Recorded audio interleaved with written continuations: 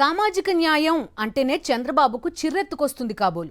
గిరిజనులకు పదవులు ఇవ్వడం అంటే ఆయనకు మనసొప్పనే ఒప్పదు. గిరిజనులతో పాటు బడుగు బలహీన వర్గాలకు జగన్మోహన్ రెడ్డి పెద్దపీట వేశారు. చంద్రబాబు నాయుడు వచ్చి ఆ పీటను లాగిపారేశారు. గిరిజనులకు దక్కాల్సిన పదవిని అగ్రకులాలకు కట్టబెట్టి తమ ఇజాన్ని చాటి చెప్పారు. పశ్చిమ గోదావరి జిల్లా భీమవరం ఏఎంసీ పదవి విషయంలో గిరిజనులను అవమానించిన వైనంపై గిరిజన సంఘాలు మండిపడుతున్నాయి. జగన్మోహన్ రెడ్డి పాలనలో ఎస్సీ, ఎస్టీ, బీసీ, మైనారిటీలతో పాటు మహిళలకు అన్ని పదవుల్లోనూ పెద్దపీట వేశారు. నామినేటెడ్ పదవులతో పాటు నామినేటెడ్ వర్క్స్ లోనూ అన్ని వర్గాలకు సమన్యాయం చేసి సామాజిక న్యాయానికి కేర్ ఆఫ్ అడ్రస్ గా ఏపీని తీర్చిదిద్దారు. అయితే గత ఎన్నికల్లో చంద్రబాబు నాయుడు, పవన్ కళ్యాణ్ల జుగల్బందీలో కూటమి అధికారంలోకి వచ్చిన సంగతి తెలిసిందే. చంద్రబాబు ప్రభుత్వాధినేతగా ఉంటే ఇక బడుగు బలహీన వర్గాలకు న్యాయం ఎక్కడి నుంచి జరుగుతుంది? పశ్చిమ గోదావరి జిల్లా భీమవరం ఏఎంసీ పదవిని ఎస్టీ మహిళకు కేటాయిస్తూ కూటమి ప్రభుత్వం ముందుగా జీవో విడుదల చేసింది. ఆ వెంటనే కొన్ని గంటల్లోనే ఆ జీవో స్థానంలో మరో జీవో జారీ చేసింది. అందులో ఏఎంసీ పదవిని ఓసీ మహిళకు కేటాయించారు. ఒక్క రోజులోనే ఎస్టీలకు ఇచ్చినట్లే ఇచ్చి పదవిని వెనక్కి లాక్కోవడంపై గిరిజన సంఘాలు ఆగ్రహంగా ఉన్నాయి. భీమవరంలో వేరే వాళ్లకి ఇస్తే జిల్లాలో మరో చోటైనా గిరిజనులకు ఇవ్వాల్సిందేనని వారు పట్టుబడుతున్నారు. అయితే ఈ విషయంపై కలెక్టర్కు ఫిర్యాదు చేసినా లాభం లేకపోయిందంటున్నారు గిరిజన నేతలు.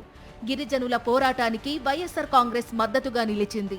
మరి ఈ రోజు కూటమి ప్రభుత్వం ఏ రిజర్వేషన్స్ అయితే వేరెవరూ కోరకుండానే ఈ నియోజకవర్గంలో మార్కెటింగ్ యార్డ్ని మరి ఎస్టీ మహిళకి కేటాయించమని ఎవరు కోరారు? దాన్ని మార్పు ఎందుకు చేయాల్సి వచ్చింది? మరి గతంలో జగన్మోహన్ రెడ్డి గారి ప్రభుత్వంలో ఎస్సీ, ఎస్టీ, బీసీ కులస్తులు, మైనారిటీలు అందరికీ కూడా సమాన ప్రాధాన్యత కల్పిస్తూ గతంలో ఎప్పుడూ లేని విధంగా రాష్ట్రంలోని మార్కెటింగ్ యార్డులు అన్నింటిలోనూ వారికి ప్రాధాన్యత కల్పించడమే కాకుండా 50% మహిళలకు ప్రాధాన్యత కల్పించిన ఘనత జగన్మోహన్ రెడ్డి గారిది. మరి 50% మహిళలకు కేటాయించారు. ఈరోజు కూటమి ప్రభుత్వం వచ్చాక మహిళలకి ఈ పదవుల్లోనే కాదు, రక్షణ లేకుండా పోయి మరి ఉప్పాల హారిక గారి మీద దాడి, నగరి ఎమ్మెల్యే రోజా గారి మీద అనుచిత వ్యాఖ్యలు చేసిన అక్కడ ఎమ్మెల్యే మాటలు, ఇవన్నీ చాలా సిగ్గుపడాల్సిన విషయాలుగా ఉన్నాయి. అగ్రవర్ణాలకు కొమ్ము కాస్తూ గిరిజనులను అవమానించారని ఎంబీసీ కార్పొరేషన్ మాజీ చైర్మన్ పెండ్ర వీరన్న ఆరోపిస్తున్నారు. దీనికి కూటమి పాలకులు భారీ మూల్యం చెల్లించుకోక తప్పదని ఆయన హెచ్చరిస్తున్నారు. వైఎస్ఆర్ కాంగ్రెస్ పార్టీ అధికారంలో ఉండగా పాలకులు ఏఎంసీ చైర్మన్ ని గిరిజనులు కేటాయించడం జరిగింది, ఎస్టీ మహిళలు కేటాయించడం జరిగింది, జెండర్లు కేటాయించడం జరిగింది. 2 సార్లు కూడా వారందరికీ కూడా అక్కడ గిరిజనులకు ప్రాతినిధ్యం కల్పించడం జరిగింది.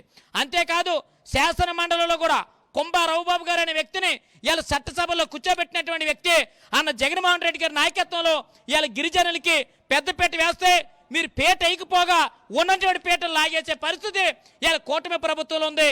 కూటమి ప్రభుత్వం భూస్వాములకి, అగ్రవర్ణాలకి, పెత్తందారులకి సహకరిస్తుంది తప్ప బలహీన వర్గాలకి, పేదలకి, గిరిజనులకి, ఎస్సీలకి సహకరించట్లేదని ఇచ్చినటువంటి 2 జీవోల ద్వారానే అర్థమైందనే విషయాన్ని ఈ సందర్భంగా తెలియపరుస్తూ కూటమి రాకతోనే సామాజిక న్యాయానికి మంగళం పాడేశారని గిరిజనులు ఆరోపిస్తున్నారు.